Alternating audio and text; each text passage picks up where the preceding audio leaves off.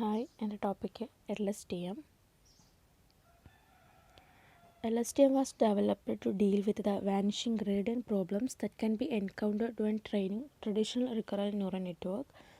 Relative insensitivity to gap length is an advantage of LSTM over recurrent neural network.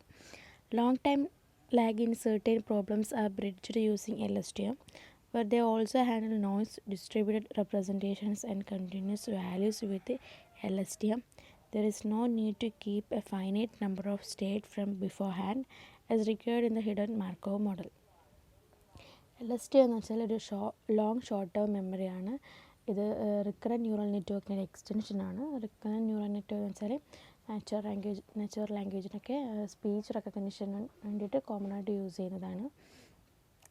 ഇതിൻ്റെ design എങ്ങനെയാണെന്ന് വെച്ചാൽ ഒരു ഡാറ്റയുടെ സീക്വൻഷ്യൽ ക്യാരക്ടറിസ്റ്റിക്സ് റെക്കഗ്നൈസ് ചെയ്തിട്ട് ആ പാറ്റേൺ യൂസ് ചെയ്തിട്ട് അതിൻ്റെ നെക്സ്റ്റ് എന്തായിരിക്കും എന്നുള്ളത് പ്രെഡിക്റ്റ് ചെയ്യുന്നതാണ്. ഇതിന് കുറച്ച് ഡ്രോബാക്സ് ഒക്കെ ഉണ്ട്. ആ ഡ്രോബാക്സ് ഒക്കെ ഓവർകം ചെയ്യാൻ വേണ്ടിയിട്ടാണ് LSTM ഇൻട്രൊഡ്യൂസ് ചെയ്തത്. Long short-term memory is a kind of recurrent neural network. In recurrent neural network, output from the last step is fed as an input in the current step. It tackled the problem of long-term dependencies of a recurrent neural network, in which the recurrent neural network cannot predict the words stored in the long-term memory, but can give more accurate predictions from the recent information.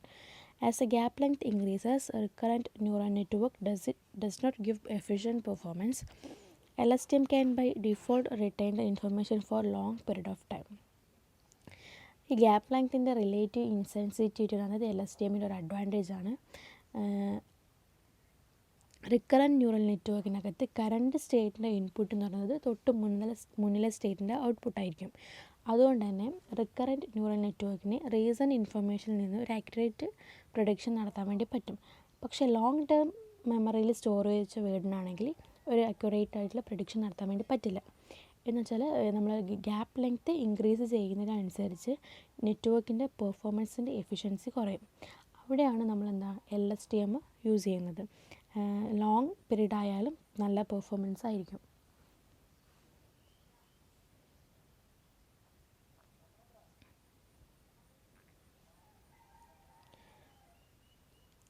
A type of RNN architecture that addresses the vanishing or exploding gradient problem and allows learning a long-term dependencies. A common LSTM unit is composed of a cell, an input gate, an output gate, and a forget gate. The cell remembers values over arbitrary time intervals, and the three gates regulate the flow of information into and out of the cell.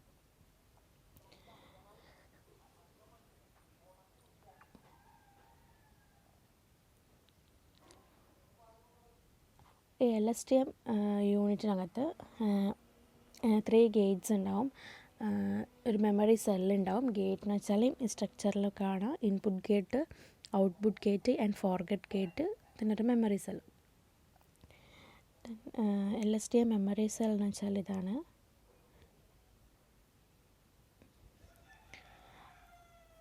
ഇതിൽ input എന്ന് പറയുന്നത് ഇതിലേക്ക് വരുന്ന ഈ സെല്ലിലേക്ക് വരുന്ന ഇൻപുട്സുകളായിരിക്കും. XT എന്ന് പറയുന്നത് input വെക്ടറാണ്. CT-1 എന്ന് വെച്ചാൽ പ്രീവിയസ് ബ്ലോക്കിൻ്റെ മെമ്മറി ആയിരിക്കും. സെൽ സ്റ്റേറ്റ് വെക്ടറിലേക്ക് വരുന്ന മെമ്മറിയാണിത്. ദെൻ NT-1 എന്ന് വെച്ചാൽ പ്രീവിയസ് ബ്ലോക്കിൻ്റെ ഔട്ട്പുട്ടാണ്. ഇതാണ് ഇതിൽ ഇൻപുട്ടായിട്ട് എടുക്കൽ ഈ സെല്ലിൽ. ദെൻ ഈ ഔട്ട്പുട്ടായിട്ട് ഇത് പോകുന്നത് എന്ന് വെച്ചാൽ CT എന്ന് പറഞ്ഞാൽ കറണ്ട് ബ്ലോക്കിൻ്റെ മെമ്മറിയാണ്. HT എന്ന് പറഞ്ഞാൽ കറണ്ട് ബ്ലോക്കിൻ്റെ ഔട്ട്പുട്ടാണ്. ദെൻ ഇതിൽ 2 വെക്റ്റർ ഓപ്പറേഷൻസ് ഉണ്ട്. ആ പ്ലസ് കാണുന്ന സിമ്പിളാണ് എലമെൻറ്റ്സ് വൈസ് സമ്മേഷനും കോൺകാറ്റിനേഷനും പറയുന്നത്. ദെൻ ഇതിൽ കാണുന്ന മൾട്ടിപ്ലിക്കേഷൻ സിമ്പിളുണ്ട്. അതാണ് എലമെൻറ്റ്സ് വൈസ് മൾട്ടിപ്ലിക്കേഷൻ എന്ന് പറയുന്നത്. ദെൻ ഇതിൽ 3 ഗേറ്റ്സ് ഉണ്ട്. Input gate, forget gate and input gate, output gate. ഈ ഓരോ ഗേറ്റും LSTMനകത്തുള്ള സെൽ സ്റ്റേറ്റ് വെക്ടറിനകത്തുള്ള ഇൻഫർമേഷൻ പാസ് ചെയ്യണോ വേണ്ടയോ എന്ന് ഡിസൈഡ് ചെയ്യുന്നത് ഈ ഗേറ്റ് വെച്ചിട്ടാണ്. Then cell state vector represent the memory of LSTM, undergoes changes forgetting old memory and addition of new memory. LSTM എന്നുള്ള ഒരു മെയിൻ പാർട്ടാണ് സെൽ സ്റ്റേറ്റ് വെക്ടർ. LSTMൻ്റെ മെമ്മറിയാണ് റെപ്രസെൻറ്റ് ചെയ്യുന്നത്. then ഈ ഫിഗറിലുള്ള മുകളിലെ പോർഷനാണ് സെൽ സ്റ്റേറ്റ് വെക്ടർ എന്ന് പറയുന്നത്. T-1 എന്ന് പറഞ്ഞാൽ പ്രീവിയസ് ബ്ലോക്കിലെ മെമ്മറിയാണ്, അത് ഇതിലേക്ക് പാസ് ചെയ്യുന്നു.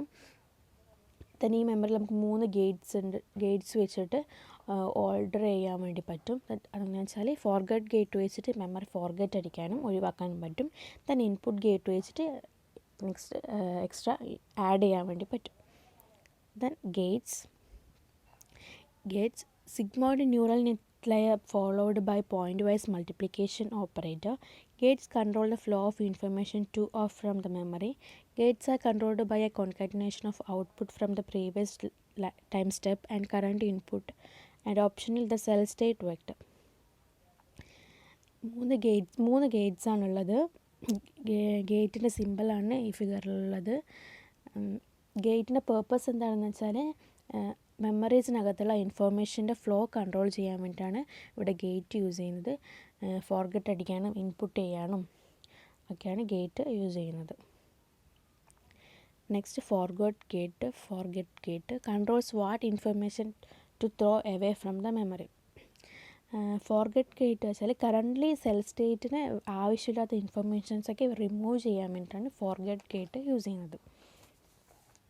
Then input gate controls what new information is added to self state from current input.